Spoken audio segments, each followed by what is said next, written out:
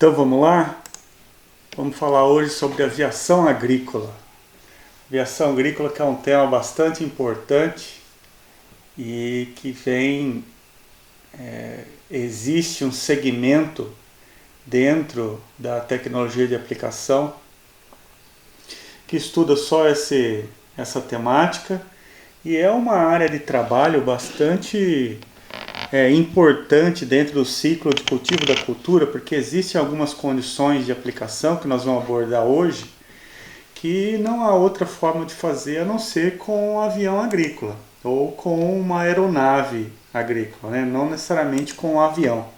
É isso que nós vamos abordar hoje, quais são as aeronaves, qual é o perfil de utilização, qual é o tamanho de gota mais adequado, qual é o tipo de equipamento mais adequado para cada condição.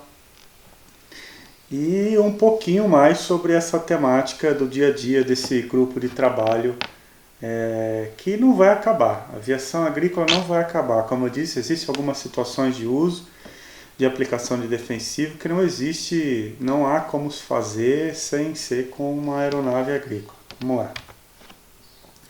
Primeiro, a gente já definiu que o sucesso da tecnologia de aplicação, depende dessa harmonia, desses três fatores estão sempre associados, né? Então nós precisamos entender do alvo e o estudo desse alvo, que pode ser um inseto, uma doença, planta daninha. O estudo e a localização desse alvo vai definir uma estratégia da escolha de um defensivo agrícola e esse defensivo ele vai ser aplicado no alvo por uma máquina, né? A gente está acostumado, e a gente viu até hoje, que a maior parte das máquinas aplicadoras, chamados pulverizadores, na grande maioria das aplicações nas condições agrícolas brasileiras, tem o pulverizador tratorizado ou autopropelido, os pulverizadores de barra, não é?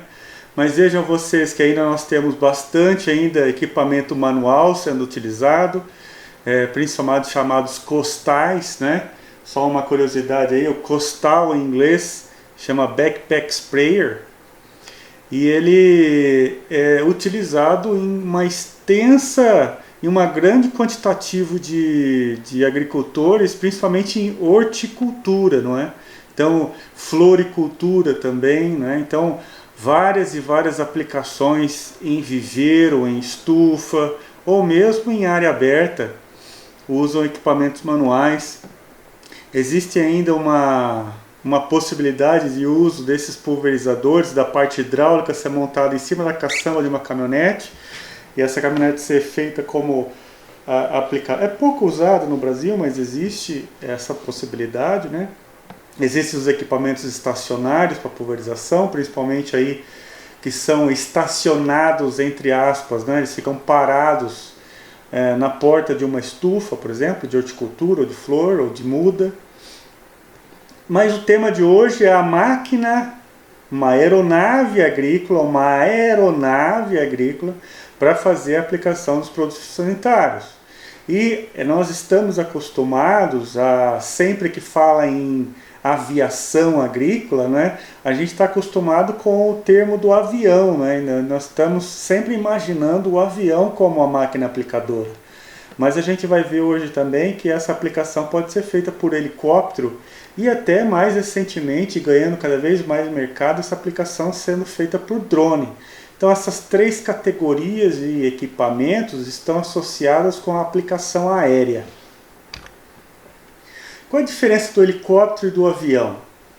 O avião ele é chamado aeronave de asa fixa, porque a asa que mantém a sustentabilidade, a sustentação do equipamento em voo, ela é realizada via o fluxo de ar passando pelas suas asas, e ela é chamada asa fixa porque ela fica estável em relação à aeronave em si, ela não se modifica, ela está presa, foi construída de uma maneira fixa em relação à aeronave. Já os helicópteros são chamados aeronaves de asa rotativa, porque o que dá sustentação de voo para a aeronave são as hélices, e as hélices em movimento fazem com que haja essa sustentação da aeronave em voo, né? Então, asas fixas e asas rotativas. Tá? A grande maioria dos equipamentos aplicadores no Brasil, e aí nós temos mais de 2.000 aeronaves, enquanto nós temos alguma coisa como 2.000 aeronaves de asa fixa pulverizando no Brasil, nós temos alguma coisa como 50 aeronaves de asa rotativa. Então, essa desproporcionalidade é em relação a alguns fatores. E o principal deles é o preço. Porque o custo de voo, de manutenção, de aquisição de uma aeronave de asa rotativa é muito maior do que o de asa fixa. Então, isso principalmente está relacionado a essa diferença de unidades de uso no Brasil, principalmente em função do custo de aquisição e de manutenção da aeronave também, né? Veja, até do ponto de vista de treinamento do piloto, o custo de treinamento para o piloto de helicóptero ou de asa rotativa é muito maior também. Então, em somatório de todos esses conjuntos, a manutenção é mais cara, né? Existem mais partes móveis para fazer esse dispositivo, o equipamento se sustentar em voo. Então, do ponto de vista de custo, é muito maior o custo da aeronave de asa rotativa. Mas a gente vai ver que em algumas condições a gente precisa da aeronave de asa rotativa, tá certo?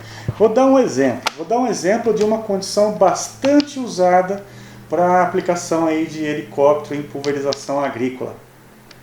Bananeira. Bananeira que muitas vezes é cultivada, a gente vê bastante cultivo de bananeira, principalmente em uma área próxima ao litoral, né? Principalmente se a gente for falar do estado de São Paulo, por exemplo, existe uma proximidade ali do cultivo de banana nas regiões que são, em suma, de alta declividade, de inclinação de relevo muito ondulado, não é? E essa condição com o relevo muito ondulado ou montanhoso, um terreno montanhoso muitas vezes, trazem dificuldade para a aplicação de asa fixa. Por quê? Porque é mais difícil controlar a altura e também a necessidade de uma área de manobra muito maior. Enquanto o helicóptero ele pode, para fazer a manobra, parar em voo e virar sobre o seu próprio eixo e continuar a passada logo na seguida, não é? O avião não, o avião ele precisa de toda uma área de espaço para fazer a sua manobra de cabeceira, e essa manobra de cabeceira do avião agrícola inclui em ganhar altitude, então ele sai ali de 3, 4 metros de altura do céu. Ele sai dessa altura, sobe para uma altura de 100, 200 metros para iniciar a manobra.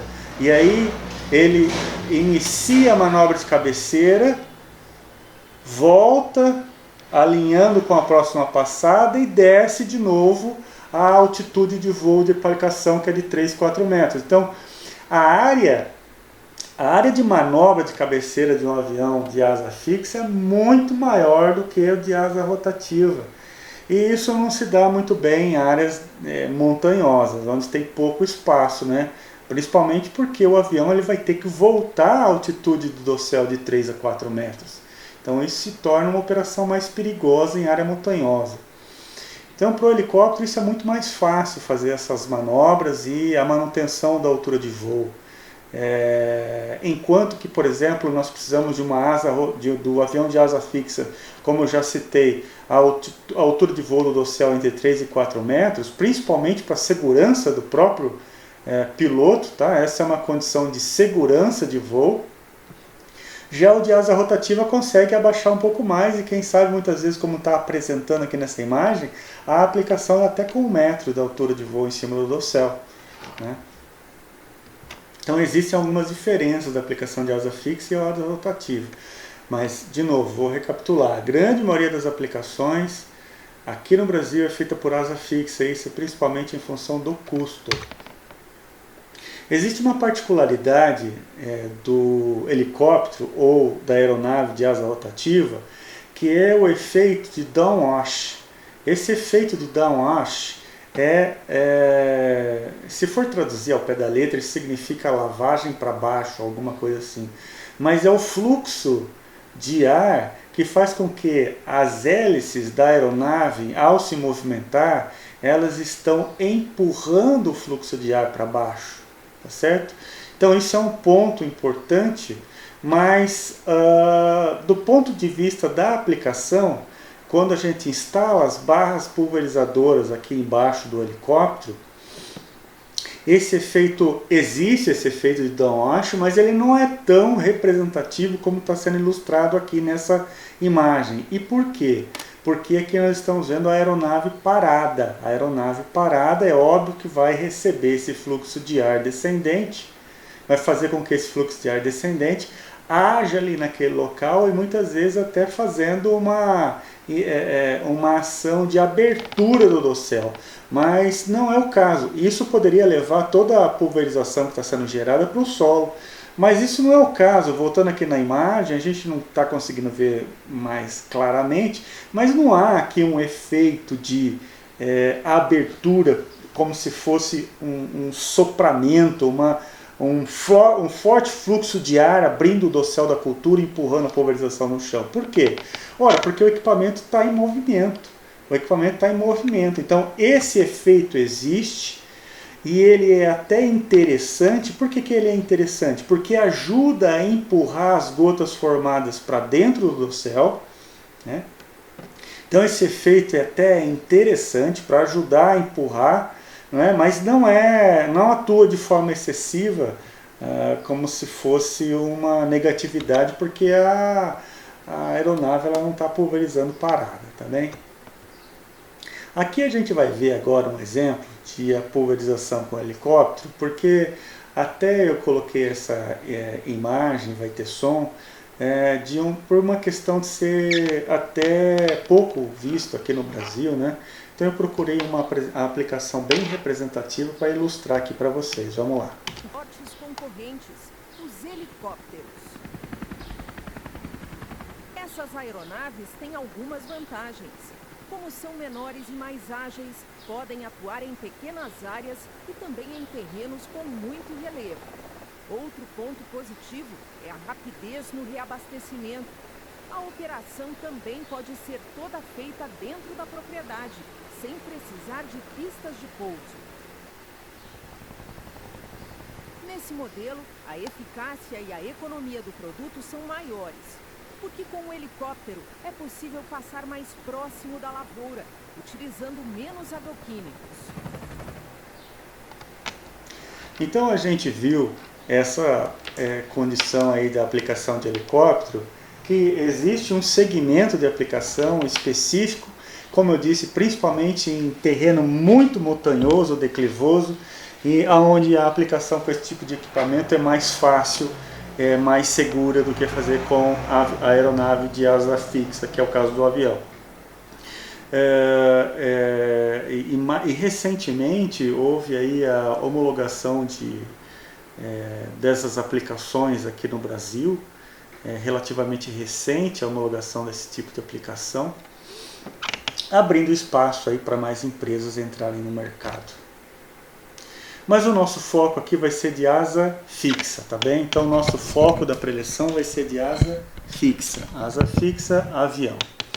Então a aplicação feita com a aeronave, ela possui uma barra pulverizadora que instalada logo na traseira da asa do avião, e essa barra hidráulica ela possui bicos que podem ser bicos hidráulicos ou bicos rotativos, que a gente vai ver daqui a pouco a diferença entre eles, tá bem? Mas o que eu quero comentar aqui também é que esse avião agrícola, a gente está acostumado a associar ele com pulverização, mas existem outras aplicações para esse tipo de equipamento, como combate a incêndio, aplicação de fertilizante e plantio ou semeadura de sementes, principalmente sementes de pastagens. Então essa condição de controle de incêndio, a gente está vendo aí todo ano agrícola, todo ano onde tem essa temporada de incêndios entre julho até setembro, a gente vê equipes de combate a incêndios sempre associado com um avião, né? Geralmente o avião que está sendo usado é um avião agrícola aqui no Brasil. Em outros países, principalmente com estruturas mais, vamos dizer assim, mais complexas, planejadas e capacitadas para fazer o controle de incêndio, muitas vezes eles estão usando aviões maiores e até existem casos de uso de aviões grandes mesmo, de grande porte, como Boeing e tal. Mas aqui no Brasil, na grande maioria das vezes, nós vemos esse controle de incêndio sendo feito por helicóptero e por avião agrícola, né? Nesse caso, o controle de incêndio ele é feito como? Porque o avião agrícola ele possui um tanque, um reservatório. E esse reservatório, na linguagem de aviação agrícola, ele se chama hopper, que fica aqui na frente do avião. Ele fica instalado na própria estrutura da aeronave. Existem algumas adaptações de aviação agrícola, por exemplo, eu vou usar um Cessna clássico. Eu posso usar um avião desse para fazer pulverização? Existem kits hidráulicos de pulverização que se coloca esse tanque de pulverizador na barriga, né, tanto que o termo correto aí é o bale tank, que é o bale de barriga, então é uma questão de adaptação, mas a grande maior parte das pulverizações no Brasil, e o Brasil é um país que usa muita pulverização aérea, ele é o segundo do mundo, em hectares pulverizados com avião. Bem? Então é um mercado bem significativo, é um mercado importante dentro da agricultura. E na condição brasileira nós usamos principalmente esse perfil de avião, que é uma aeronave específica para fazer pulverização. Nós vamos comentar sobre as principais aeronaves depois, e o que eu quero dizer é que esse equipamento ele tem o seu tanque, o seu hopper, o seu reservatório instalado aqui, ó, no meio, na estrutura do próprio avião, que ele possui, na verdade, ele está instalado bem no centro da asa, porque o maior peso de todo esse avião é a cauda que esse avião vai pulverizar, não é? Então, para manter esse avião, esse equipamento em voo, é importante que o centro de gravidade do avião coincida com o centro da asa. Então é por isso que a gente vê esses tanques pulverizadores, o hopper, né, que é o reservatório, ele está posicionado bem aqui no centro da asa, bem no centro da asa. Por quê? Por causa do centro de gravidade, coincidir com o centro da asa, tá certo? Isso é importantíssimo para a aeronavegação, para que o equipamento ele consiga decolar, baixar altitude, fazer as manobras, né? Então é importante que esse centro de gravidade fique próximo ao centro da asa, para que, como se fosse um peão em movimento, não é? No momento que ele precisa pender para um lado ou para o outro, ele se torna um pêndulo ali em cima desse ponto da física, que é bastante importante, que é o centro de gravidade da aeronave. Então aqui está o reservatório. Eu estava dizendo, no combate a incêndio, o que é feito? Esse reservatório é abastecido com água, puramente e simplesmente com água, muitas vezes, e principalmente aí num combate de incêndio mais profissional. Isso é muito usado, inclusive, nos Estados Unidos, mas ainda tem pouco uso no Brasil, em função do custo. É usado um insumo químico antifogo. Então existe uma espécie de redução, uma espécie de um redutor de propagação de fogo, né? E no momento em que ele é misturado à cauda, à água, né, que vai ser usada no combate ao incêndio, esse redutor ele melhora a ação da água que cai sobre aquele foco de incêndio, extinguindo o fogo com maior facilidade, tá bem? E em função desse equipamento, então como é que ele faz isso? A gente vai ver logo na sequência, tá? Guarde um minutinho.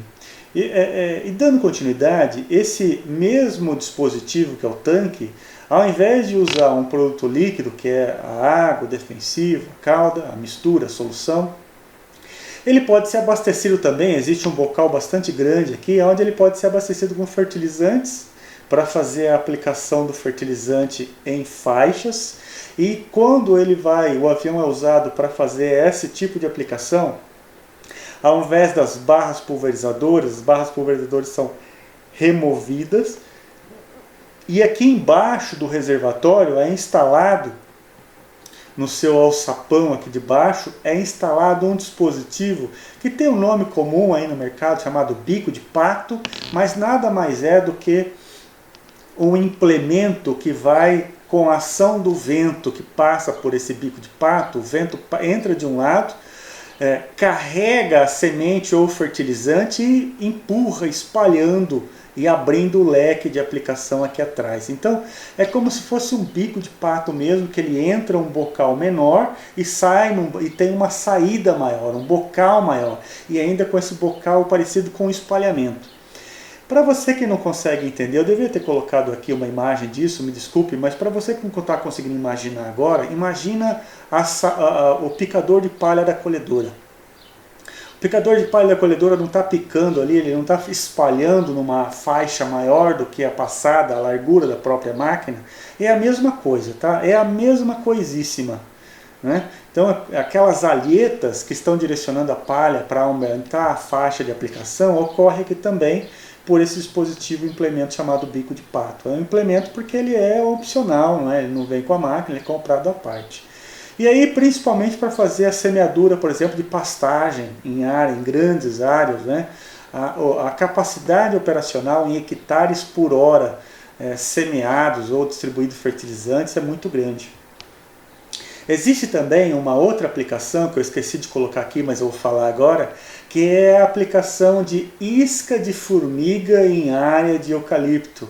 Então, plantações de eucalipto que nós temos a necessidade de controle de formiga, esse controle de formiga muitas vezes é feito por um controle manual, quer dizer, a pessoa vai achar o formigueiro e vai distribuir as iscas ali conforme a necessidade. A isca química, né? A isca química. E essa isca química é sólida, né? Muitas vezes em forma de pellets, pelletizada. Parecido como se fosse vamos dizer assim, uma ração de cachorro, de gato pequeno. Tá? Então esse insumo ele é espalhado localizadamente no talhão. Mas quando nós temos um talhão com elevada infestação de formiga, aí muitas vezes há necessidade de ser feito um controle por aeronave. E principalmente quando do caso daquele talhão já possui um eucalipto aí de 1 ano, né? Porque o eucalipto de 1 ano já está com altitude já suficiente que impossibilita a aplicação terrestre para o pulverizador de barra terrestre. Né? Então esse já é um grande ponto que eu já vou inclusive adiantar agora do porquê usar avião. A altura da planta. Né? Nós comentamos aqui o eucalipto, por exemplo, que é muito facilmente, você pode imaginar que depois de 1 ano ele já possui altura suficiente para impedir a aplicação via pulverizador de barra terrestre. Mas imagina você um milho no final. Né? Milho no final de ciclo. Vou fazer o controle da lagarta do cartucho. A lagarta do cartucho quando o milho já está pendoando. Ora, o milho está pendoando, o milho já está com a sua altura máxima ali, pendoando. Então ele já atingiu uma altura que impossibilita a aplicação, ou pelo menos uma aplicação adequada, não é? Por o pulverizador de barra terrestre, que ele não vai conseguir atingir essa altura total da planta, a menos que ele leve toda a barra, e ainda assim o pulverizador vai ficar amassando muito a cultura. Então, nesse sentido, é uma das situações recomendadas para aplicação com aeronave. E, inclusive, muito usado para esse tipo de aplicação. Milho em final de ciclo. Ou no meio do ciclo, né? Porque ele já atinge ali a sua altura próxima ali dos 60 para 70 dias, ele já está com altura máxima. Então, nesse caso, ainda é meio de ciclo. Então, nesse caso, não tem outra forma de fazer a não ser com aeronave, tá bem?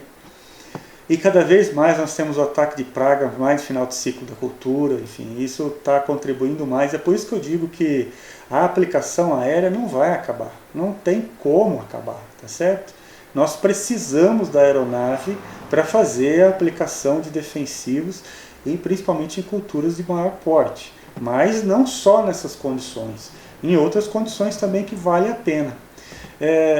Eu vou comentar antes de quais condições que vale a pena, vamos dar continuidade, depois eu falo mais a respeito. A capacidade do tanque, ela está intrinsecamente ligada ao tamanho da aeronave, tá bem? Ao tamanho da aeronave. E por quê? Ora, porque o tanque, a carga útil do termo de aviação se chama payload, que é carga de, payload.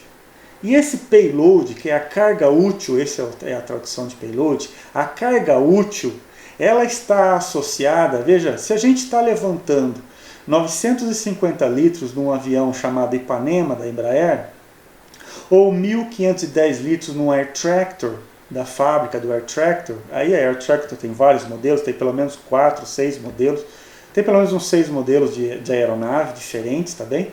Variando em capacidade, que vai ali de 1.200 até, que a menorzinha 1.300, até uma maior que vai até próximo dos 3.000 litros, 2.700, alguma coisa assim.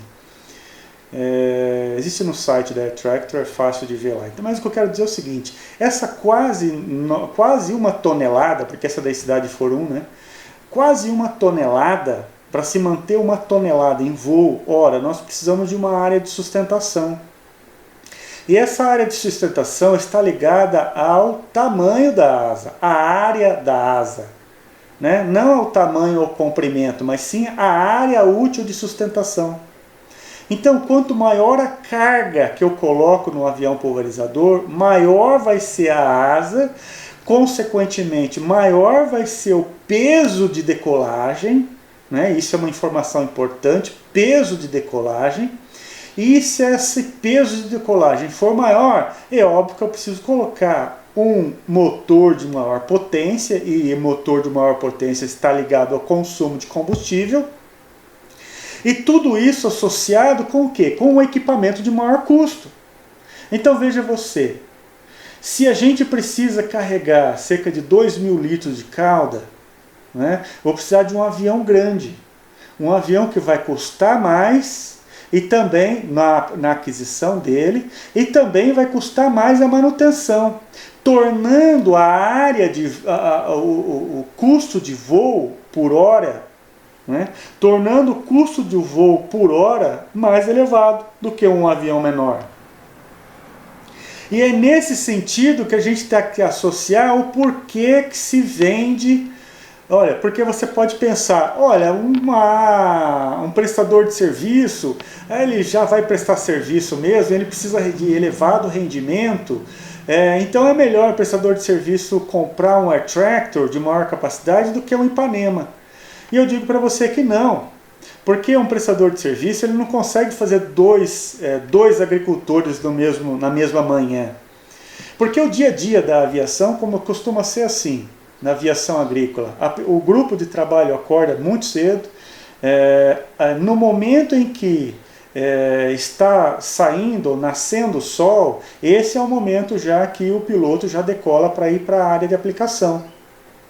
Enquanto isso, uma equipe de suporte da aeronave, que é uma equipe de suporte por pelo menos mais 2 pessoas, que quem fazem é a pessoa que faz o reabastecimento e o preparo da cauda do avião, já vai para a fazenda. Então, nesse sentido, até haver o deslocamento dessa equipe, deslocamento do avião, não dá para fazer 2 agricultores em locais diferentes. Então, geralmente o cara faz ou planeja para fazer uma fazenda ou em uma localidade por dia, tá certo? E aí, nesse sentido, quando chega naquela localidade, muitas vezes o agricultor precisa pulverizar 500 hectares. Então não compensa você comprar um equipamento tão grande para fazer a aplicação de 500 hectares e voltar e terminar isso, e sei lá, em 2 horinhas e voltar para casa. Então é por isso que os prestadores de serviço, mesmo atendendo grandes áreas, eles preferem ter vários equipamentos de menor capacidade do que um equipamento grande, para possibilitar um leque de opções maior de aplicação. E mesmo aquele que tem um equipamento maior, ele destina aquele equipamento maior para fazer aquela fazenda que precisa pulverizar bastante, enquanto um outro de menor porte, ou ele pulveriza, vai pulverizar em outra localidade, em outra região que a área atendida vai ser menor, 200 hectares, 500 hectares, 1000 hectares. E é interessante salientar que uma característica intrínseca à aplicação aérea é a aplicação em baixa taxa de aplicação, entre 2 e 30 litros por hectare, né? Menos que 10 litros por hectare é muito difícil ver no Brasil, tá certo? Existe uma condição de que é um pouco cultural isso, tá bem? Isso é um pouco cultural. E essas condições de aplicação de baixo volume, principalmente baixo volumioso, ultra baixo volume, isso é feito em áreas de grandes extensões. E por que às vezes o agricultor prefere reduzir para 5, para 10 litros por hectare? Ora, porque ele está pagando pela área de voo. Quanto maior a taxa de aplicação, maior a necessidade de reabastecimentos para finalizar aquele talhão como um todo. Então, o período em que a aeronave não está pulverizando, está fazendo translado e reabastecimento e propriamente parado ali durante alguns minutos, parado para reabastecer, isso é perda de tempo. E isso encarece a aplicação na área total. Então, muitas vezes, quando a pessoa, o agricultor, possui uma extensa área para aplicar, às vezes ele se sente pressionado a reduzir taxa de aplicação. Para quê? Para conseguir maior rendimento da máquina, da aplicadora do avião, né? E com isso cobrir mais hectares durante o dia de trabalho. Mais uma vez eu digo, por quê? Porque a lagarta está comendo a soja, né? A lagarta não espera. Soja, o milho, enfim. Só que em aplicações, em situações de cultura de maior porte, vou dizer uma outra aplicação que é muito usual de aplicação agrícola, que se usa muito, é cana de açúcar. E a cana de açúcar, você há de convir comigo, que é o porte da cana, não permite a aplicação de pulverizador de barra depois que a cultura já está estabelecida. Então, na aplicação, por exemplo, que é necessário muitas vezes fazer um regulador de crescimento ou um maturador, então nessa condição, né, é feito também com avião agrícola. Só que como o porte da cultura é maior, vai exigir uma maior taxa de aplicação para haver uma cobertura maior, uma cobertura adequada, né? Então aplicações de ultra baixo volume é um segmento, um setor, uma localidade. Por exemplo, isso é muito usado no estado do Mato Grosso. Alguma coisa como taxa de aplicação de 10 litros por hectare. Já áreas canavieiras, usa-se alguma coisa entre 25, 40, muito mais próximo do 30 litros por hectare.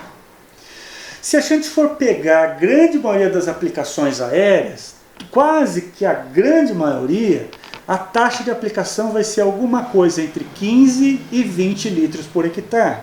15 e 20 litros por hectare. Então esse é o perfil da aplicação aérea no Brasil. Praticamente essas condições, tá certo? Essas condições de aplicação. Vamos fazer agora um comparativo entre a aplicação terrestre e aérea aqui de asa fixa, tá? De avião. Tá? Pulverizador terrestre vai fazer uma cauda entre 50 e 200 litros por hectare, então veja aí do aéreo fazer entre 2 e 30 litros por hectare, isso aí como a gente comentou agora há pouco, não é? A velocidade, enquanto que o aplicador terrestre vai fazer entre 6, se for um equipamento montado, até 30 km por hora se for um autopropelido, um asa fixa vai fazer na velocidade de 180 a 250 km por hora. 180 se for um perfil mais de Ipanema e 250 km por hora se for um Air Tractor.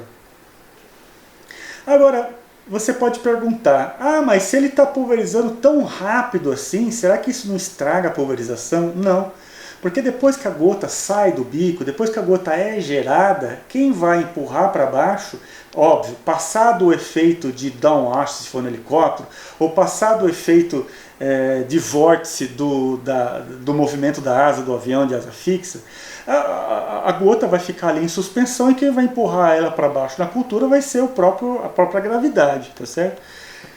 Então, a velocidade do avião não interfere nessa questão da pulverização, tá certo? E também tem uma coisa intrínseca, que é o seguinte, né? Avião é igual colhedora, tá? O piloto ele vai acelerar na rotação nominal de trabalho e ele não fica acelerando e diminuindo a velocidade.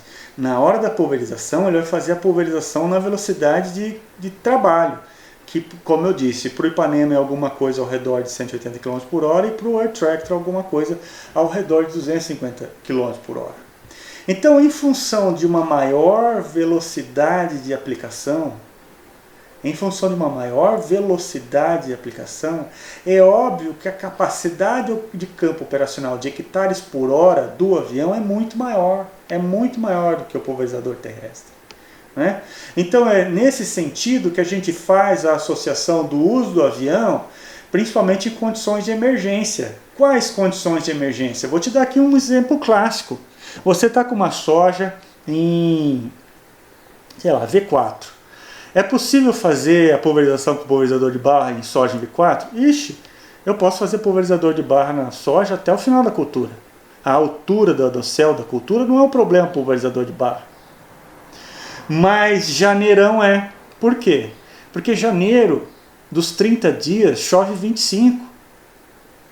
Então muitas vezes eu estou com uma condição de umidade de solo tão úmido, mas tão úmido, que se eu colocar o pulverizador que pesa aí carregado 18 toneladas, se eu colocar 18 toneladas de pulverizador em cima do solo muito encharcado, ele vai atolar.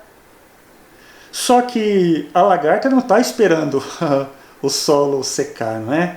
A lagarta não espera. Então, esse é um exemplo típico de situação emergencial, que invariavelmente eu vou ter que contratar uma pulverização aérea para essa aplicação.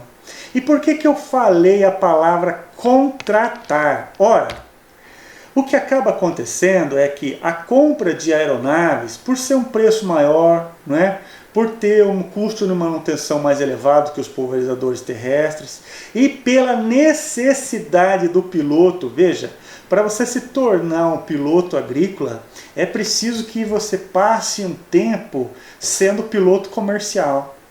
Então, primeiro ele tira o brevet de piloto comercial, ele precisa fazer horas de voo, ganhar experiência.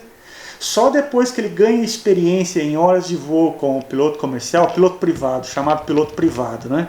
Piloto privado. Só depois que ele ganha experiência com o piloto privado, e depois de um tempo de voo já registrado oficialmente, que ele vai estar habilitado ou apto para fazer o curso de piloto agrícola. Aí ele faz o curso de piloto agrícola, tá certo? E aí ele vai começar a pilotar as aeronaves. Então o que eu quero dizer com tudo isso? Se você quiser comprar uma aeronave dessa, você pode, mas invariavelmente você vai contratar um piloto também, tá certo? E aí esse piloto ele vai trabalhar ali durante a safra, e o que ele vai fazer em agosto, julho?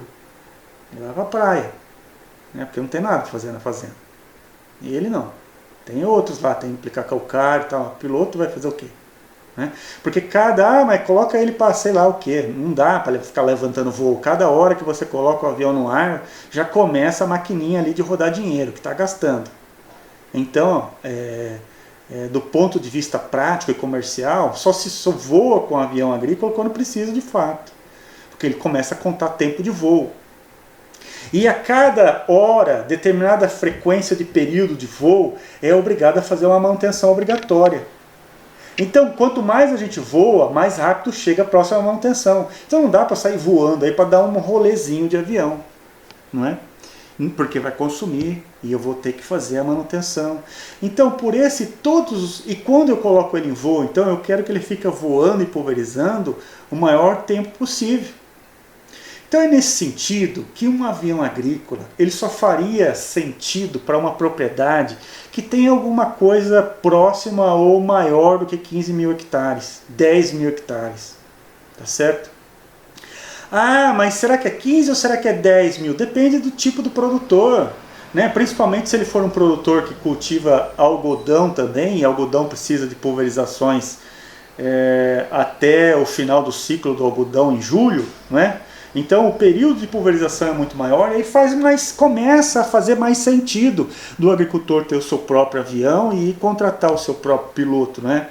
Mas no sentido de que a pessoa tem 10 mil hectares, faz só soja e milho, tem que botar na ponta do lápis se compensa ter uma aeronave agrícola em casa, né? Em casa. Tem que fazer conta. E nesse sentido, então, por isso que eu digo que faz mais sentido o agricultor ter o seu próprio avião quando esse agricultor passa de 10 mil, 15 mil hectares, tá bem? Então, em função de todo esse cenário de custos, a grande maioria das aplicações aéreas no Brasil é feita por empresas especializadas. Empresas aí que possuem 2 aeronaves, até 5, 6 aeronaves, muitas vezes, tá bem? E é óbvio que se a pessoa tem 4, 6 aeronaves, ele vai ter lá também 4, 5, 6 pilotos, né? Então, 4, 5, 6 equipes, a não ser que mande 2 aviões para a mesma frente, porque a equipe auxiliar que faz o acompanhamento da aeronave é essa equipe que vai fazer o abastecimento do avião, porque o piloto ele não desce, nem dá tempo.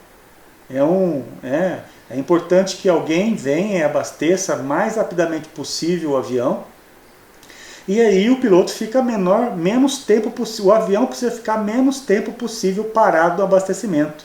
Então aí nessas condições faz mais sentido usar as situações de cauda pronta, não é? Então veja você, imagine se fosse preparar a cauda no próprio hopper do avião, o tanto de tempo que eu perderia com o avião parado em solo. Então é nesse sentido que essa equipe auxiliar de abastecimento do aeronave, ela já esteja com a cauda pronta, que no momento que o avião aterrissar e parar ali para fazer o abastecimento, ele já acople ali a mangueira para fazer o abastecimento do reservatório, e isso é feito no menor tempo possível, em 2 minutos, e o piloto levante e voa novamente. Então, enquanto que, comparando aí a situação de área pulverizada de 5 horas por dia, por quê? Porque o avião não pulveriza 2 da tarde. Né? Se você acompanhar uma empresa de prestação de serviço, você vai ver então que ele vai chegar próximo ou logo depois do amanhecer do sol. Por quê? Porque ele precisa esperar amanhecer lá na garagem dele, né? No hangar onde ele está sendo guardado, esse pulverizador. Aí ele decola com o primeiro raio de sol, porque ele não pode voar noturno, o avião agrícola não pode voar à noite. E aí ele, a partir do momento então que amanhece, ele já parte para a região, para a área onde vai haver a pulverização. Quando ele chega lá, a equipe de solo já está lá com uma carga já preparada para ele. E aí ele começa a abastecer e começa o dia de trabalho. E ele vai levar isso até próximo às 10 horas da manhã. Não passa muito das 10, no máximo 11. Por quê? Porque próximo do meio-dia vai aumentar muito a velocidade do vento e diminuir a umidade relativa. E essa é uma situação crítica para o tamanho de gota que usa. E qual é o tamanho de gota que usa? Então, para já adiantar esse assunto e já lançar essa informação aqui, 150 micra. 150 micra, gota fina. Ah, eu não posso aumentar para 300 micras? Uma gota média? Aplicando 20 litros por hectare? Não. Só se for uma situação de uma aplicação de um pré-emergente de avião, pode ser. Aí um pré-emergente de avião, pode ser. Mas numa situação de massa vegetal, que é a maior parte das aplicações que o agricultor vai contratar uma aeronave, ele não vai fazer um pré-emergente com um avião agrícola. Por quê? Isso ele faz ele mesmo em casa, com um pulverizador de barras dele, né? Custa... para essa aplicação específica de pré-emergente, vale mais a pena do ponto de vista financeiro e fazer com o próprio pulverizador dele. Mas se o avião agrícola fosse fazer, ou for fazer, faz sentido aí uma gota média, usando 20 litros por hectare para fazer um pré-emergente. Mas a grande maioria das aplicações, essa aplicação aérea vai ser feita com a cultura com grande massa vegetal. Milho em final de ciclo, né? Ou meio de ciclo, já na sua altura máxima. Então é uma situação de muita massa. E para fazer uma aplicação melhor, já que eu estou aplicando pouca taxa de aplicação, é diminuir o tamanho da gota. É por isso que vai ser uma gota fina ao redor de 150 micras. Ah, então por que eu não faço 100, 80, 90? Porque uma gota muito fina vai ser facilmente levado por deriva, levado pelo vento. Então, nesse sentido, não faça uma aplicação onde você consegue enxergar no campo que está havendo deriva. Né?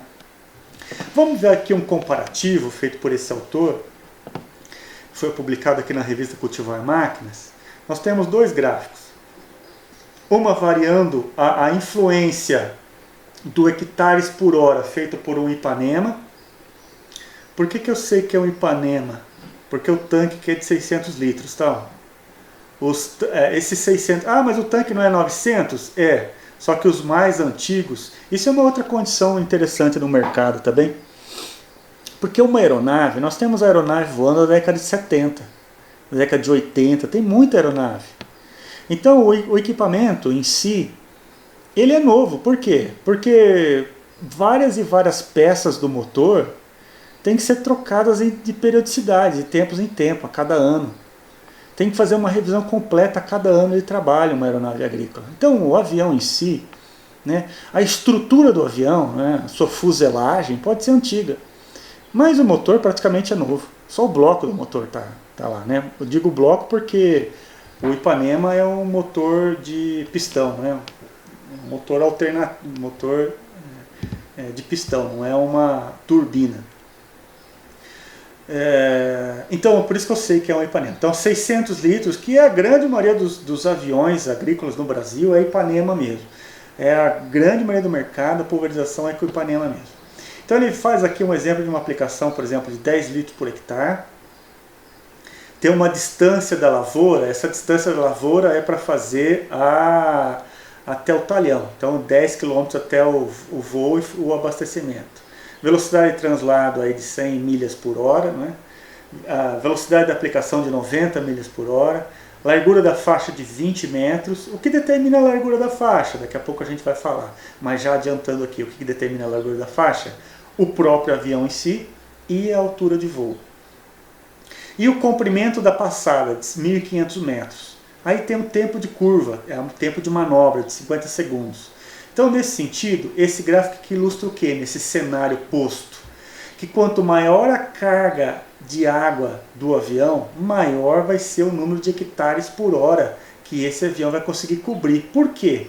Ora, porque quanto maior a carga de cauda do avião, menor o número de reabastecimentos. Porque toda vez que ele tem que fazer o reabastecimento, é um tempo perdido. Então, quanto maior a capacidade de carga do avião, maior vai ser o número de hectares por hora do que essa máquina vai conseguir fazer. Já nesse outro gráfico, que é o gráfico 2, aqui a gente vê também que é uma situação da mesma condição, só que agora variando a taxa de aplicação. Então, veja, quando a gente diminui taxa de aplicação, a gente aumenta o número de hectares por hora. Por isso que eu disse, agora eu estou provando, por isso que eu disse agora no passado, que é uma pressão, muitas vezes, do agricultor se sente pressionado a baixar a taxa de aplicação para 10 litros por hectare, porque ele precisa cobrir a área com rapidez, ele precisa cobrir, não importa. Aqui vai uma frase que eu gosto de falar muito, não importa quantos hectares você tem, a lagarta vai comer do mesmo jeito, a lagarta não vai esperar. Então, nesse sentido, o agricultor muitas vezes se sente pressionado a baixar a taxa de aplicação, porque abaixando a taxa de aplicação, não só o custo da aplicação vai ser menor, mas também ele vai conseguir cobrir um maior quantitativo de hectares por hora trabalhado. Bem, só que o avião ele não serve só para pulverizar, ele serve para, como eu comentei agora há pouco, fazer outras aplicações. Então, uma outra aplicação, por exemplo, do combate a incêndio. Então, quando é feito o combate a incêndio, a gente vê aqui um implemento, um opcional, que ele é instalado debaixo do reservatório do avião e essa comporta, ela pode ser acionamento manual ou hidráulica, né? Para o combate aqui a gente vê uma comporta de acionamento hidráulico feito por esse fabricante aqui de implemento. Então ele é instalado, ele é retirada a barra de pulverização, o circuito hidráulico de pulverização é retirado do avião, né? Porque não precisa. E aí ela é instalado essa comporta embaixo, que essa aqui em particular, ela tem o acionamento hidráulico. Por quê? Porque para fazer o combate a incêndio, né, cada voo o piloto vai ter que ficar fazendo esse acionamento, né? Mas na aeronave, quando o avião está em pulverização, e se porventura o piloto necessita fazer alguma manobra de urgência, de emergência, ele pode acionar uma alavanca de emergência que vai provocar o chamado alijamento da carga. Então o que é isso? É parecido com essa imagem, só que ao invés do acionamento hidráulico vai ser um acionamento manual mecânico. Então ele aciona uma alavanca, essa alavanca vai abrir o reservatório e no momento em que o avião despeja a carga no solo, a cauda, né? Ah, mas vai contaminar, mas era uma emergência, ele vai morrer se ele não fizer isso. Então ele faz o alijamento, libera a carga. Com isso, ele consegue ganhar altitude, porque naturalmente naquele momento toda a potência gerada para o motor vai ser revertida para ganhar altitude, e aí ele consegue passar ou sobressair uma linha de eucalipto ou um linhão de um linhão de eletricidade, de eletrificação, que porventura o piloto não tenha visto, né? Ou uma situação de emergência. Então ele percebeu que ele está perdendo altitude, percebeu que ele tem que ganhar ou fazer alguma manobra de emergência, ele aciona, o piloto tem possibilidade de fazer o acionamento dessa alavanca e aliviar a carga, que ganhar maior potência para fazer essa manobra de emergência. Veja aqui, eu vou mostrar um vídeo do alijamento, que também é muito comum a gente estar vendo ali. De certa forma, quando ele vai fazer o combate a incêndio, ele faz esse procedimento, né? Então aqui veja a alavanca de emergência, tá vendo? Ele está bem do lado do assento do operador, está bem facinho de ele pegar numa condição de emergência, aonde a gente vai ver aqui então essa situação do alijamento em funcionamento.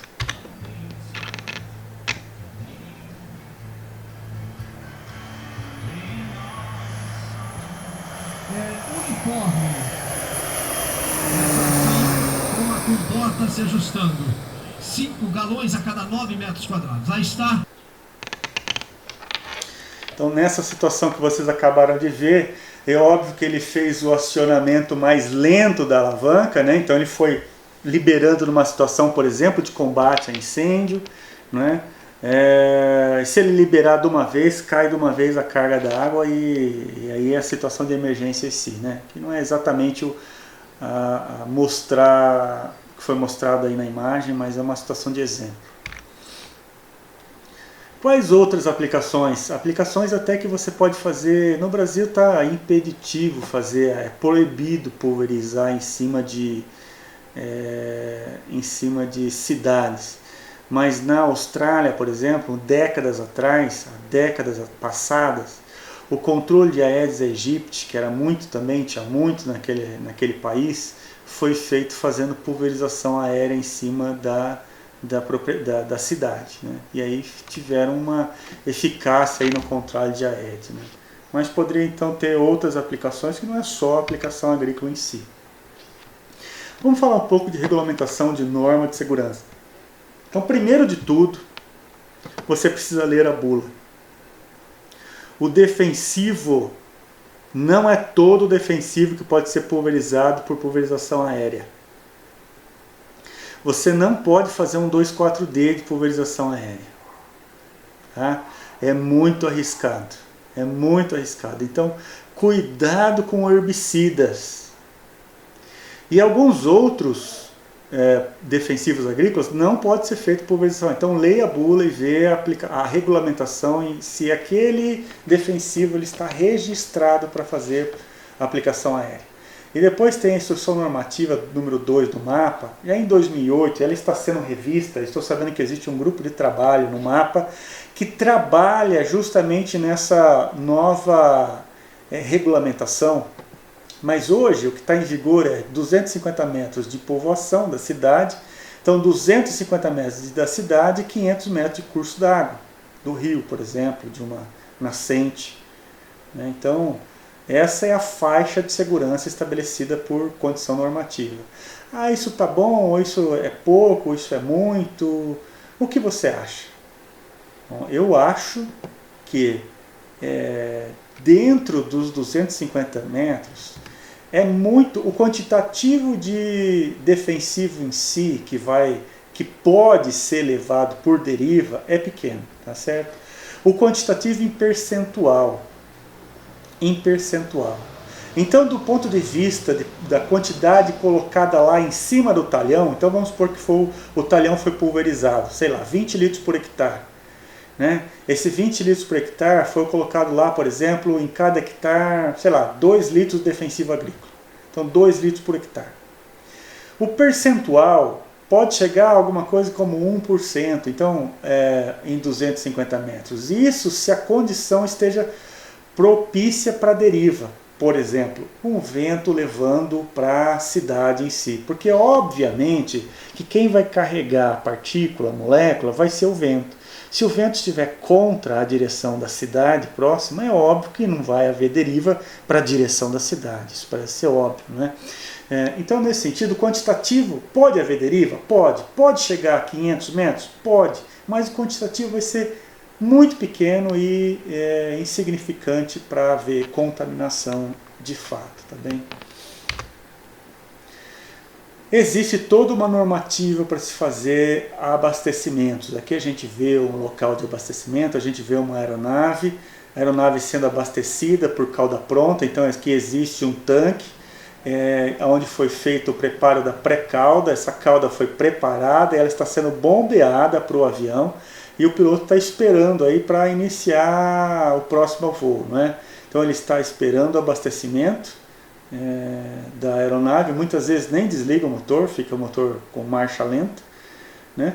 Terminou o abastecimento, retira, observe que há um espaço concretado embaixo, então essa aqui é o que precisa ser feito perante a lei, que muitas vezes não é isso que a gente vê em várias e várias condições. E a pista está aqui logo do ladinho, né? A pista aqui é onde ele vai fazer o pouso e a decolagem. Então essa área de abastecimento, para quê?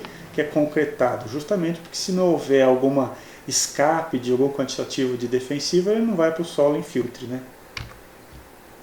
Devemos evitar ao máximo curso d'água, não se pulveriza, isso aqui é muito antigo, né? Uma situação ilustrativa, mas eu coloquei ela para chamar a atenção que não se pulveriza em cima de curso d'água.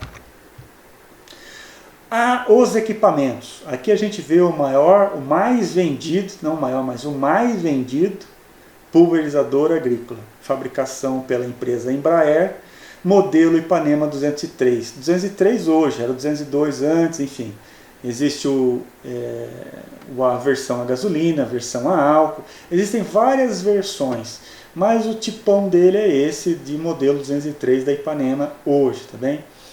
Então esse é o avião de maior uso no Brasil. E por quê? Por causa do perfil de utilização, veja, que é aquele equipamento de 950 litros, lá 1000 litros.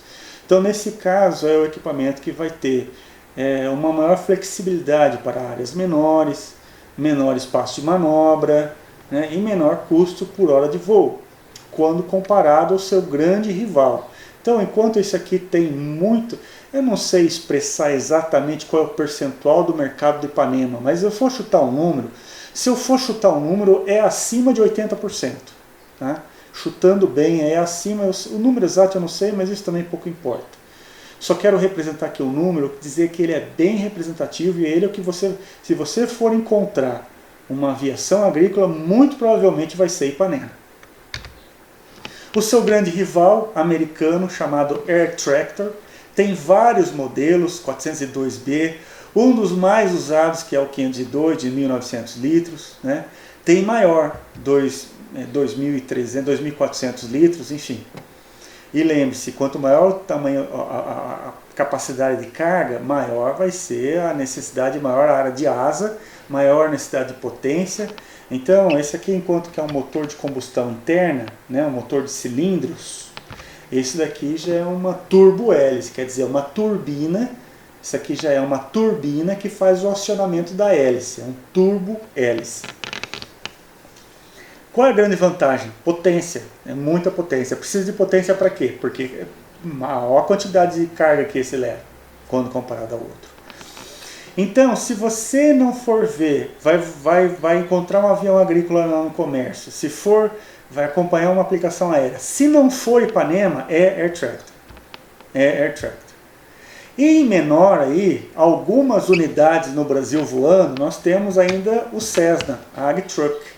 Alguns AgTruck Cessna, né? O que eu quero chamar a atenção é para o perfil dos aviões. Avião de asa baixa. O que é um avião de asa baixa? Avião que é onde a asa ela é inserida na fuselagem na parte de baixo. Diferente de um Cessna clássico, que é um avião de asa alta. Tá? Qual que é Veja que todos eles é avião de asa baixa. E por que é importante ser um avião de asa baixa? Porque o ponto do centro de gravidade vai estar aqui, e aqui embaixo, bem a asa dele, e aí ele vai tornar a possibilidade de gangorra mais eficiente. Por quê?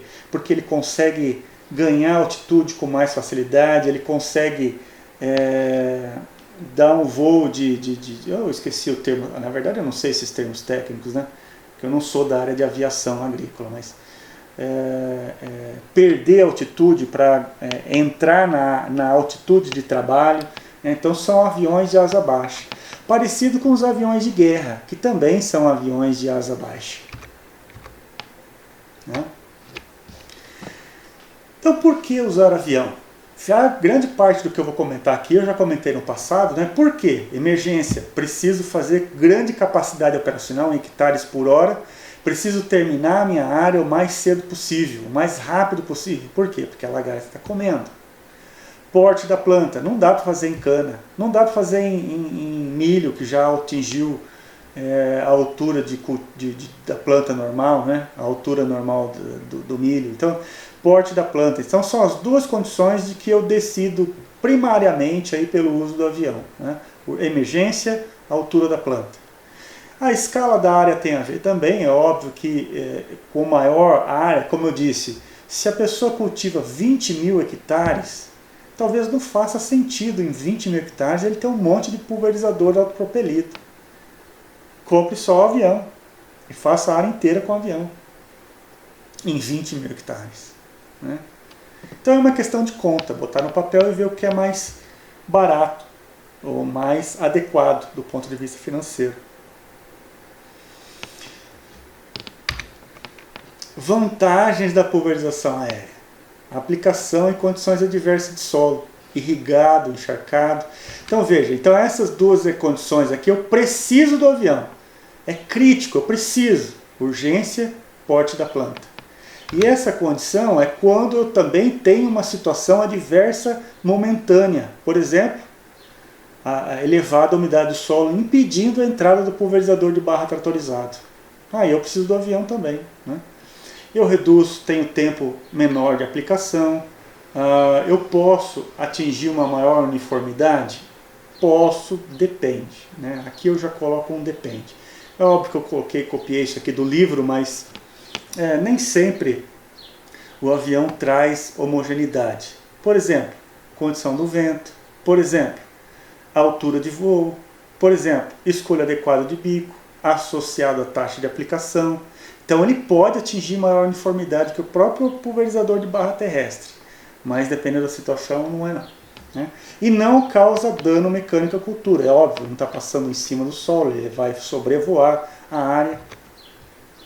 Veja o avião como é desmontado. Quando eu comentei lá que nós temos aviões desde a década de 70 sendo reformados até hoje, então na reforma, de tempos em tempos o avião passa de reforma.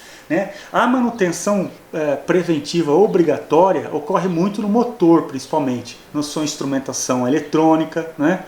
Mas quando precisa fazer uma reforma, é possível. É comum você ver isso aí, né? Sendo aviões desmontados, veja que ele é todo feito por caninhos, né? A sua estrutura é toda feita por caninho. Por quê? Ora, porque precisa ser leve. E aí isso é coberto por uma chapa, muitas vezes de alumínio, arrebitado, a fuselagem é arrebitada aqui na sustentação do avião. Né? Então, quando desmontado, ele parece com isso aí. E nele, então, nessa estrutura, é adicionado os dispositivos. Veja aqui, ó, tá vendo aqui ó, o hopper, que é o tanque, onde ele está? Em cima da asa, tá vendo a asa aqui? Como eu comentei agora há pouco. Então aqui a asa, o tanque em cima da asa, é o reservatório, né? Nós temos os controles de ajustes aqui, que eu vou mostrar alguns deles para vocês daqui a pouco. Aqui nós temos uma barra hidráulica de pulverização, as pontas, né, os bicos, filtros, a bomba. Então aqui um ponto interessante é que a bomba de pulverização, ela é acionada pelo próprio vento. Então aqui nós temos uma hélice, e essa hélice vai fazer a movimentação da bomba, e a sua bomba vai fazer o recalque da cauda que vem do reservatório e vai ser levado passando por uma válvula, chamada válvula de 3 vias, né? E essa válvula, chamada também válvula bypass, pelos aplicadores aéreos, é uma válvula de 3 vias, chamada válvula de bypass. Por que chama válvula de 3 vias? Porque quando ela está aberta, ela leva a cauda para a barra, e quando ela está fechada, ela retorna a cauda aqui para o reservatório, tá bem? Ocorre que o acionamento dessa válvula é feito por uma alavanca, que eu vou mostrar daqui a pouco, mas observe aqui, tá vendo? Essa haste, ela está puxando a válvula e movimentando em posições distintas. Então observe que, diferente do pulverizador de barra teorizado, que a gente faz a regulagem da pressão acionando a válvula reguladora de pressão, aqui não há uma válvula reguladora de pressão. O que há aqui é a regulagem da vazão. E a regulagem da vazão, ela é feita por essa válvula bypass, acionada diretamente pelo piloto. Então, dependendo aqui da posição que ele coloca a alavanca, vai haver um fluxo de vazão maior ou menor. Então a cada voo ele tem que posicionar a alavanca numa posição definida? Sim, por isso que até tem uma travinha ali que ele vai movimentar, mas veja você, isso o piloto está acostumado. Dependendo da região que ele vai fazer a taxa de aplicação a 15 litros por hectare, a 20 litros por hectare, a vida inteira ele vai pulverizar 15 ou 20 litros por hectare.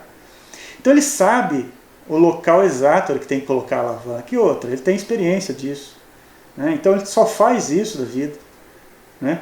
Então ele sabe qual é a posição que ele tem que colocar para proporcionar uma evasão equivalente que vai se associar à velocidade e atingir lá, por exemplo, 20 litros por hectare. Tá certo?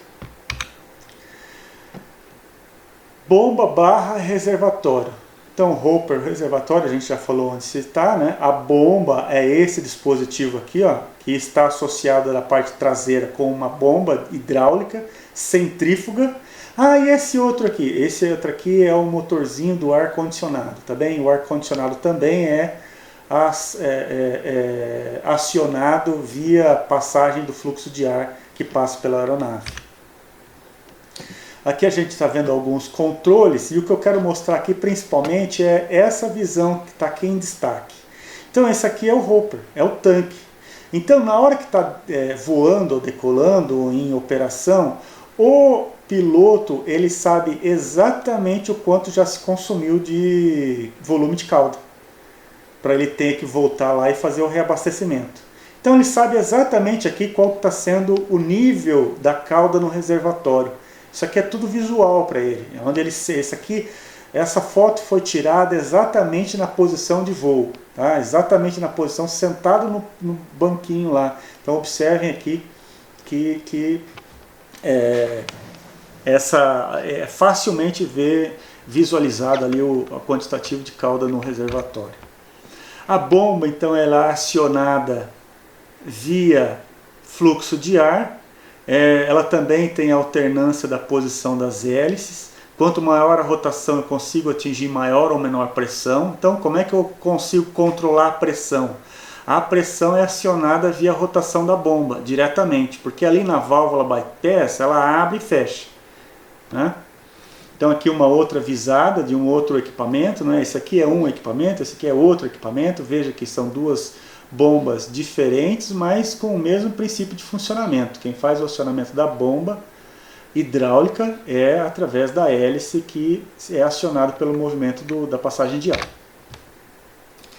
O controle da vazão, como eu disse agora há pouco, é feito aqui pelo acionamento dessa válvula. Então observem aqui que nós temos a válvula, e essa válvula ela é acionada através de correntes aqui, ó, que levam um cabo do acionamento aqui, ó, por aqui, ó, essa alavanca vermelha.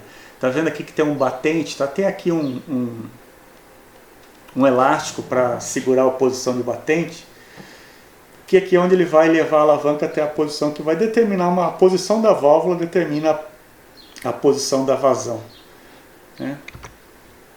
Qual é o DMV? Para esse perfil de aplicação entre 15 e 20 por hora, 15 e 20 litros por hectare, 150 micra. Não baixe muito mais do que 100, e é só em algumas situações que você vai conseguir usar 200, 250. Os bicos hidráulicos. Então, quando a gente compra a aeronave, aqui, ó, tá vendo? A aeronave, quando a gente compra, ela vem de fábrica com bicos hidráulicos. Se eu quiser um bico rotativo, eu tenho que pedir para o fabricante instalar. Ou eu compro no aftermarket, ou eu compro no mercado depois, tá? Então, ele não vem com bico rotativo de fábrica, a menos que eu peça como opcional. Se eu for lá e fazer um pedido, botar uma ordem de compra, vai vir com um bico hidráulico como esse aqui. E o bico hidráulico é interessante quando? Então, quando você vai usar bico hidráulico na aviação agrícola? Primeiro, quando o cliente pedir, né? E segundo, quando você usar taxa de aplicação maior. E quando é uma taxa de aplicação maior? 30 litros por hectare, 40 litros por hectare, limite superior. Dificilmente vai passar de 40. Ocorre aqui que esse bico hidráulico ele funciona igual no pulverizador de barras lá que a gente viu. Depende da pressão hidráulica empurrando a cauda pela passagem do orifício. E aqui existe um ponto que é, quando eu posiciono a angulação desse bico em relação ao fluxo de ar, então veja aqui o sentido de deslocamento. Então o avião está voando para a esquerda, o avião está voando para a esquerda, então o vento está passando no sentido contrário, né? Esse fluxo de ar, quando eu coloco uma angulação tal aqui no bico, o fluxo de ar vai quebrar, vai forçar a quebra de gotas e vai promover gotas mais finas. Quando eu coloco na posição praticamente 90 graus, paralelo ao perpendicular ao fluxo de ar, gotas médias. E quando eu coloco esse bico hidráulico posicionado para pulverizar para trás, ou seja, não contra, como nesse caso, mas a favor, gotas grossas. Então, por quê? As gotas não são quebradas quase, pela ação do deslocamento do ar passando pelo bico hidráulico, né?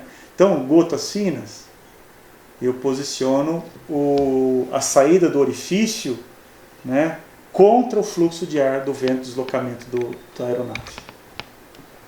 Vou mostrar agora uma imagem mostrando essa movimentação da ponta. Olha só, tá vendo?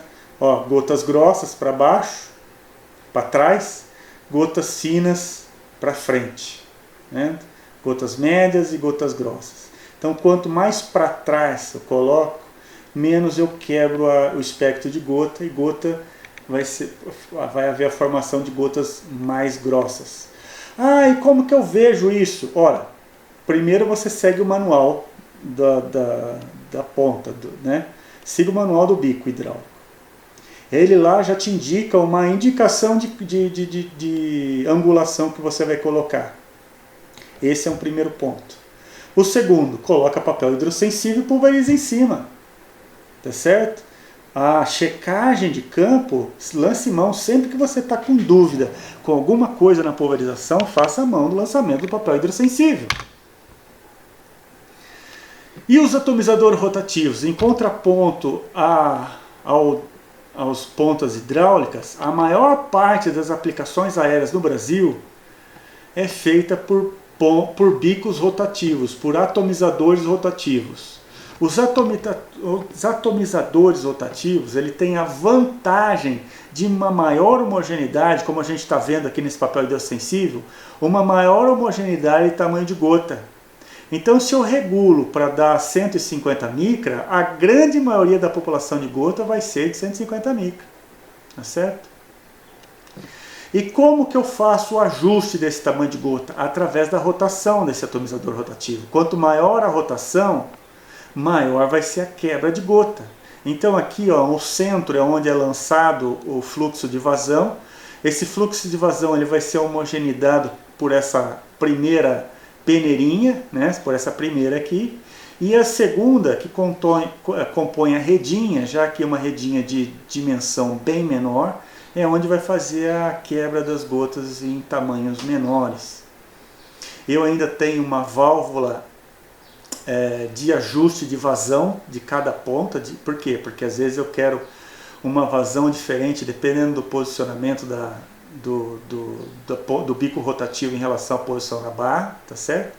E muitas vezes eu quero uma grande variação de vazão, então eu preciso liberar totalmente porque só a movimentação da bomba hidráulica do pulverizador não está sendo suficiente, então eu faço uma regulagem adicional lá no atomizador rotativo, tá bem? Então, mas a grande característica técnica dele é proporcionar gotas de tamanho mais homogêneo. Então, nesse sentido, é ele que eu vou preferir para pulverização aérea. Se eu fosse comprar um equipamento desse e decidir pela minha pulverização, ou se eu fosse contratar, eu contrataria com um atomizador rotativo, sem sombra de dúvida. Tá? Então veja aqui que a quebra do tamanho de gota é em função da rotação do bico rotativo. Quanto maior a rotação, menor vai ser o tamanho de gota, tá certo?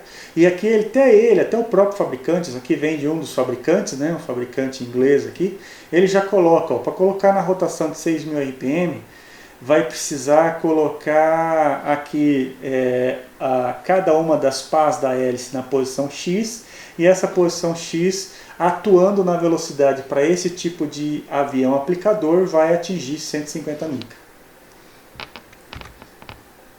De um atomizador rotativo de outro fabricante, né, desse fabricante aqui, né, muito parecido, o funcionamento de todos eles é muito parecido.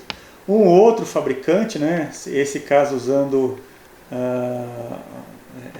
maior a proporção feita construtiva dele de plástico, né, enquanto aqui é mais de metal.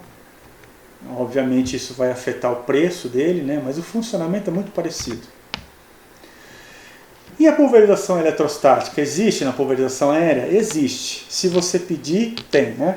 Como muitas vezes você vai ter que lançar a mão aí de uma pulverização com gotas de 100 micras, muitas vezes, às vezes é interessante usar uma carga eletrostática para carregar eletrostaticamente as gotas e essas gotas serem atraídas pela massa de plantas, né? Então você pode pedir, as empresas de aplicação aérea no mercado, se você chegar lá e pedir, eles já vão ter para te oferecer bico hidráulico, bico eletrostático, bico rotativo, é você que decide, enquanto técnico, por qual não só isso, mas também a taxa de aplicação. O piloto ele só vai fazer o que você pedir. Não é o piloto que vai decidir por 15 litros por hectare, é você, enquanto técnico. Né? O piloto só vai voar. A altura de voo, como eu disse, vou repetir aqui, entre 3 e 4 metros do dossel da cultura. Né? A gente vai ver aqui uma situação onde a gente vê a altura de voo um pouquinho maior até do que esse pulverizador que está fazendo. Muito provavelmente ele está fazendo aqui a uns 4 metros de altura, mas veja aí a situação. Manutenção constante da altura de voo e a deposição sendo feita aqui conforme o avanço do avião. Aqui ele está usando o bico rotativo, está usando 4 de um lado, 4 do outro, e é um air tractor.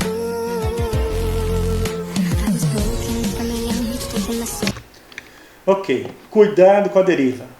Não pode ter a deriva, controle a deriva, aumente o tamanho de gota, pare a pulverização, aqui sendo feita em cima do algodão, né? E aí, nessa aeronavegabilidade, existem alguns poréns que você tem que se atentar. Por exemplo, o efeito vórtice e a largura de trabalho. Então, a largura de trabalho é feita pela altura de voo, principalmente no primeiro momento. Por quê? Porque quanto maior a altura de voo, maior vai ser esse efeito de abrir a faixa de aplicação. Tá vendo aqui, ó? Essa aqui é a faixa de aplicação, e aqui essa imagem é bastante interessante, que ele está mostrando justamente o efeito vórtice, que aqui nós temos um modelo matemático, aqui está desenhado por um modelo matemático. Então veja que quanto maior a altura de voo, maior vai ser esse efeito de empurrar, de alargar essa faixa de aplicação, né? Aqui uma outra imagem mostrando. Então ele tem uma tendência a formar uma espécie de espiral aqui na ponta da barra. E essa tendência de formar essa espiral na ponta da barra, ela pode ser quebrada um pouco por esse dispositivo chamado winglet. Então, veja aqui um efeito, tá vendo? Aqui só foi colocado fumaça e o avião passou justamente para você enxergar esse efeito desse vórtice formado na ponta da barra.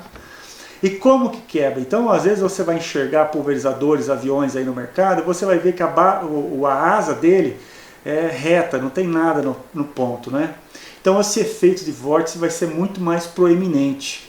Já quando tem esse dispositivo chamado winglet, então esse dispositivo ele vai quebrar um pouco do arrasto e diminuindo esse efeito de turbilhonamento.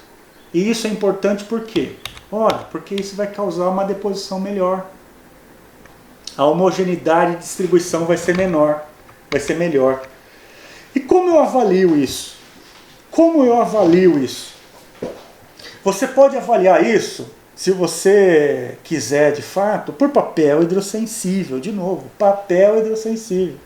Coloca o pulverizador lá para voar, estabeleça o papel hidrossensível a cada 1 metro, a cada meio metro, melhor ainda.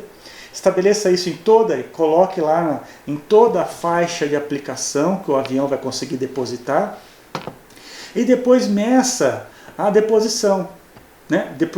Meça a cobertura. Como é que você vai medir a cobertura? Porque deposição e cobertura são coisas diferentes, né? Você vai medir a área molhada do papel hidrossensível, né? Então essa área molhada do papel hidrossensível, ela pode ser mensurada. E se você calcular a média, você consegue calcular a média, o desvio padrão. E medindo a média e o desvio padrão, você pode medir o coeficiente de variação. Então, quando você lembra da aula de deposição de aplicação de calcário, é o mesmo procedimento. Então, você precisa calcular o coeficiente de variação segundo a aplicação de vai e vem, né? Ou back to back. Esse é o termo de back to back, é o vai e vem. E aí, quando você coloca na aplicação de vai e vem, você tem um tiro que foi dado indo, um tiro que foi dado voltando, e parte da deposição no final da barra pelo tiro indo vai ser coincidente com a parte de sobreposição do tiro voltando. Então, nesse sentido, você tem uma distribuição média para uma largura de aplicação, e aí você consegue calcular o coeficiente de variação, que tem que ser menor do que 20%. Então, isso você pode fazer através de papel hidrossensível. Se você for estabelecer uma metodologia mais precisa, mais fina, mais adequada cientificamente, academicamente, principalmente em pesquisa científica, você pode usar uma sistemática parecida como essa, que aqui eu apresento o exemplo da Agroefetiva. É uma empresa de consultoria. E aí, essa empresa, ela e tem outra também que eu vou comentar logo na frente, ela presta serviço com esse tipo de avaliação, que vai proporcionar para você o cálculo de variação, utilizando aqui um espectrofotômetro de fio, que assim é nomeado. Aqui possui um fio de nylon, pulveriza sobre esse fio de nylon, pulveriza a cauda junto com um corante, e aí esse corante vai ser quantificado em laboratório depois, tá certo? Para isso ele associa ali o medidor de velocidade e direção do vento, um medidor que vai medir a altura de voo, porque eu já disse para vocês, a altura de voo é importantíssimo para determinar a largura da faixa de aplicação, né? E aí, com base no coeficiente de variação, vai se determinar qual vai ser a largura das passadas. Normalmente, no dia a dia, quem vai determinar essa largura é o piloto. E ele já está acostumado, para uma distância, para uma altura de voo que ele está acostumado e confiante a fazer, por exemplo, sei lá, 3 metros de altura de voo em cima do dossel, ele sabe que para aquela taxa de aplicação, na altura de 3 metros, ele vai ter uma largura de aplicação efetiva de alguma coisa como 8, 10 metros, enfim. Então, nesse sentido, esse conjunto de dispositivos aqui vai medir a deposição no fio, e aqui está medindo deposição de fato, porque ele vai quantificar depois o volume depositado, né? Não é cobertura, aqui é deposição de fato. Pelo papai sensível é cobertura, aqui é deposição de fato. Aqui um exemplo do filminho disso acontecendo, aqui da outra empresa que também presta esse serviço, da Sabre, né? Essa empresa aqui é de Botucatu, essa empresa aqui é de Jaboticabal. Vamos então ver esse filme em andamento. Nós vemos aqui os técnicos da empresa em trabalho, estão aqui posicionando o papai hidrossensível, passa o avião em cima do fio de nylon. O fio de nylon então ele é recolhido e aí ele é levado para o laboratório. O papai hidrossensível vai ser levado para calcular o tamanho de gota, deposição não, cobertura, e aqui ele vai medir a deposição. Então ele está medindo aqui, existe um sensor, esse sensor óptico, e esse sensor óptico está quantificando o volume de calda depositado em cada centímetro do fio. E aí isso é passado automaticamente para o computador, e aí isso vai medir aqui no computador a faixa de aplicação. Está vendo aqui? Está um pouco claro de se enxergar, mas está vendo aqui, tem a deposição, está bem maior como no meio aqui, ó, muito parecido com o do calcário, lembra? Por isso que você precisa fazer o coeficiente de variação em relação back-to-back, passada sobre passada. Nós precisamos calcular o coeficiente de variação em relação a passadas sucessivas, e havendo a sobreposição de passadas na pulverização, né? Esse outro trabalho desse autor, ele está mostrando aqui para a gente alguns comparativos de largura da faixa de aplicação, faixa de deposição em relação a aeronaves. Então veja aqui que nós temos um Egg Truck, né, do Cessna, um Ipanema, é um pouquinho maior, tá vendo aqui, ó, faixa alguma coisa como 20 metros, eu falei 8, 10 agora há pouco, falei errado, tá? 20 metros de faixa de aplicação, a faixa de aplicação vai variar, agora que eu lembrei, vai ser alguma coisa entre 15 e 25 metros. E essa variação vai depender principalmente em relação à altura de voo, mas a grande maioria das vezes vai ser aí de 20 metros. E veja do Air Tractor. Então o Air Tractor ele consegue fazer com uma velocidade maior de aplicação, ele consegue ter uma maior autonomia em função por cada tanque, porque ele carrega praticamente o dobro de carga de volume de calda em litros, né? E aliado a isso, ele consegue ainda fazer uma largura de aplicação maior. Então é por isso que ele consegue atingir, no final do dia, o número de hectares pulverizados por dia de trabalho muito maior do que o Ipanema. Porque é um equipamento maior. Mas como eu disse lá no início da minha fala, lá no início, nem sempre o equipamento maior é o melhor. Nem sempre o equipamento maior é o melhor. Certamente a hora voada vai ser mais cara. E tem que se valer essa hora voada. Então tem que fazer uma série de contas aí para ponderar essa questão econômica e técnica.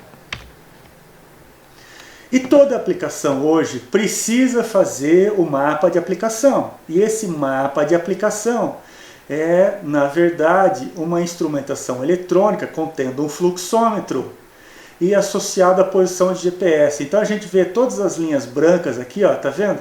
Essas linhas brancas são áreas de manobra, tá vendo? Ele vem, sobe, ganha altitude, faz a curva, desce e vai aplicar. Sobe, faz a curva, desce e vai aplicar, né? E com isso ele vai pulverizando, ida e volta, ida e volta, ida e volta. Então vendo que a área, então, por que é difícil fazer a pulverização de área muito declivosa e montanhosa com avião e lá aplicando em bananeira, em montanha, em região montanhosa? Porque precisa de espaço de manobra e se torna um pouco mais complicado do ponto de vista de segurança, esse tipo de aplicação. Mas o que eu quero chamar a atenção aqui é que esse tipo de mapa da aplicação, não só ele é importante para entregar para o produtor, para comprovar que foi aplicado mesmo de fato, mas também para se comprovar alguma irregularidade do ponto de vista da fiscalização por parte do Ministério da Agricultura, que existe uma equipe de fiscalização que faz o monitoramento de toda a documentação de todas as aplicações dessas empresas prestadoras de serviço. E aqui a gente vê um mapa de um sistema eletrônico da Perfect Flight, e a gente vê aqui, por exemplo, que esse mapa está demarcado aqui, essa região em vermelho. E a região em vermelho é uma região, por exemplo, um leito de um canal d'água, né? Então aqui é uma área de restrição, ó. A área em vermelho é uma área de restrição. Veja que o equipamento cortou a cauda exatamente passando em cima da área. Então esse tipo de dispositivo aqui já é um pouco diferente em relação ao que a gente comentou lá do acionamento manual, não é? Porque esse acionamento de abertura e fechamento da barra já pode ser feito automaticamente, né? Pode, porque ele pode fazer no manual também. Ele pode ser feito aqui através do acionamento via o próprio piloto que aciona a válvula bypass.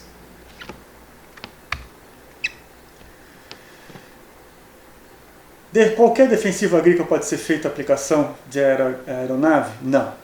Não, a gente já comentou isso, e isso está escrito na bula. Leia a bula. Ultra baixo volume, caminhando já para o final da preleção. Ultra baixo volume é quando você faz uma aplicação menos de 10 litros por hectare, meio a 5 litros por hectare de taxa de aplicação. É óbvio que nessas condições eu preciso reduzir diâmetro de gota.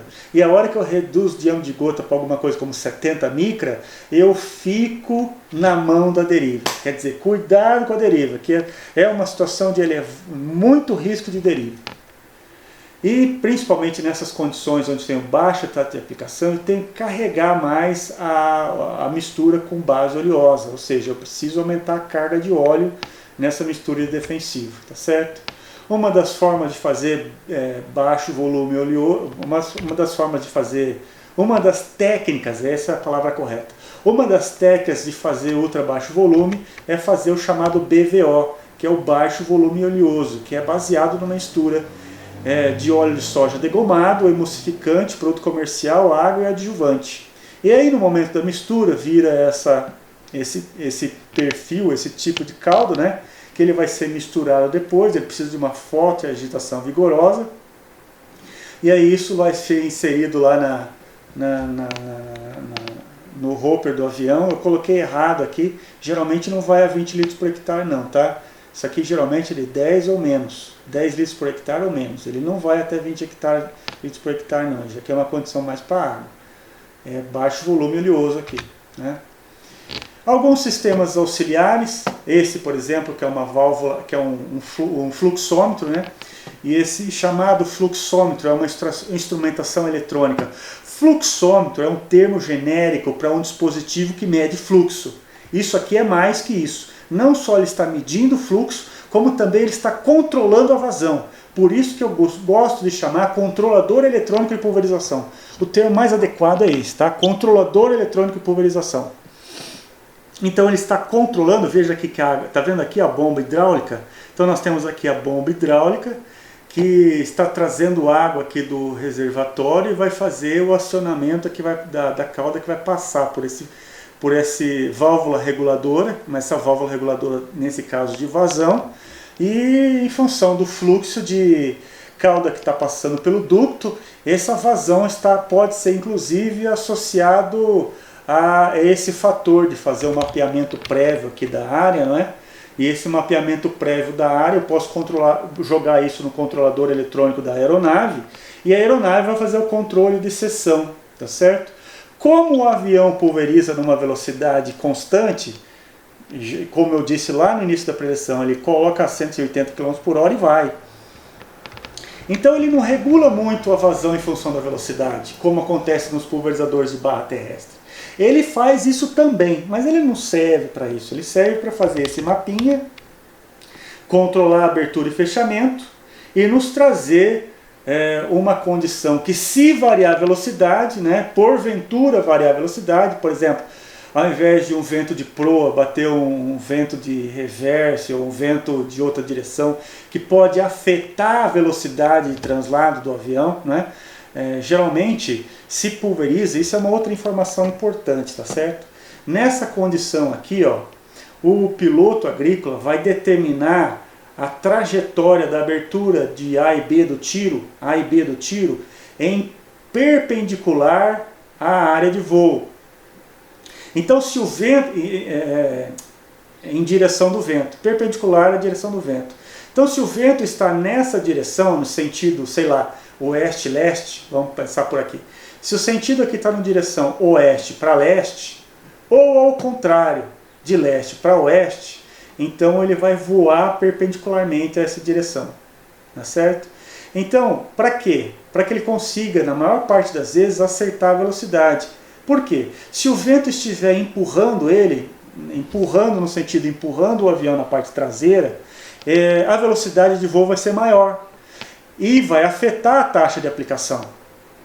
Então, ao contrário também é verdade. Se o vento estiver contra a aeronave, a aeronave vai ter que ter uma resistência, o vento vai causar uma resistência maior para o voo da aeronave, então a velocidade vai diminuir. Então nesse momento em que a velocidade de voo diminuiu, pode ser que a taxa de aplicação aumente. Por quê? Ora, porque ele vai mais devagar, com a mesma vazão. Então cai mais. Se cai mais, a taxa de aplicação é maior. E o vento na traseira? O avião é empurrado, cai menos. Então a taxa de aplicação diminui. E ele não quer isso. Então é por isso que as aplicações aéreas são feitas com o vento passando na perpendicular do sentido do voo, né? E dito isso, então, é importante. Então, se o vento mudar um pouquinho de direção, pode ser que mude essa taxa de aplicação. Por menor que seja a mudança. Por quê? Se eu passar de 10 litros por hectare para 8 litros por hectare, isso é 20%. Né? Então, daí a importância dos controladores eletrônicos. Outro tipo de sistema auxiliar, isso é muito mais recente na aviação agrícola, é o uso de altímetro laser. Veja, essa manutenção da altura de voo é importantíssima. Por quê? Porque a altura de voo influencia na faixa de deposição. Então, quanto mais a altitude de voo seja mantida constante, melhor. Esse sistema auxiliar é um indicativo, é só um reloginho aqui aparecendo a mais para o piloto, tá certo? Ele não controla a altura de voo automaticamente não. Ainda nós não temos esse tipo de aeronave pilotando sozinha. Então precisamos aí do altímetro para indicar para o piloto a altitude de voo mais corretamente. Porque fora isso, ele vai fazer por base. Então se ele está voando a 3 metros ou a 3,5 metros, para ele é muito parecido na hora de voar, né? Veja aqui a bomba hidráulica em funcionamento, tá vendo? Outro sistema auxiliar, barra de luz. Barra de luz é importantíssimo. Por quê? Porque é a barra de luz que vai estabelecer essa trajetória. O GPS do mapeador, o GPS desse sistema eletrônico aqui que eu comentei agora há pouco, o GPS associado com o fluxômetro, entre aspas, ele vai gravar onde é que abriu e fechou, mas o caminhamento, quem determina o caminhamento é a barra de luz, é esse sistema aqui. Essa barra de luz é chamada barra de luz, porque embora ainda tenha o monitor aqui na cara do piloto, ele não pode ficar olhando para o monitor, porque senão ele vai bater na árvore. Ele tem que olhar para frente. Então é um sistema mais robusto, com números grandes, LEDs grandes, que vão indicar para ele virar mais para um lado ou virar mais para o outro. Para quê? Porque se ele estiver aqui no amarelinho, como está indicando agora, nesse momento, ele está pulverizando na linha planejada, está pulverizando corretamente. Ainda nós não temos piloto automático para esse tipo de coisa. É o piloto mesmo que tem que fazer o alinhamento manual. Tá? Sistema de ar-condicionado, como eu comentei agora há pouco, não é a bomba. Né? Então quando a gente vê a bomba centrífuga atrás, é a bomba hidráulica. Quando não tem a bomba hidráulica atrás, não é a bomba hidráulica, então é um ar-condicionado. Né? E cuidado, para finalizar, cuidado com o sistema de agitação. Cuidado com caudas que são pouco miscíveis. Cuidado com caudas que vão separar em fases. Porque o sistema de agitação do hopper, o sistema de agitação do tanque é feito somente pelo retorno do hidráulico da válvula bypass. E isso pode ser que não faça a agitação adequada da cauda no tanque de pulverização. Então não existe uma agitação mecânica aqui não. Então cuidado com os tipos de cauda, cuidado com as misturas na pulverização aérea. E é isso, muito obrigado e até mais.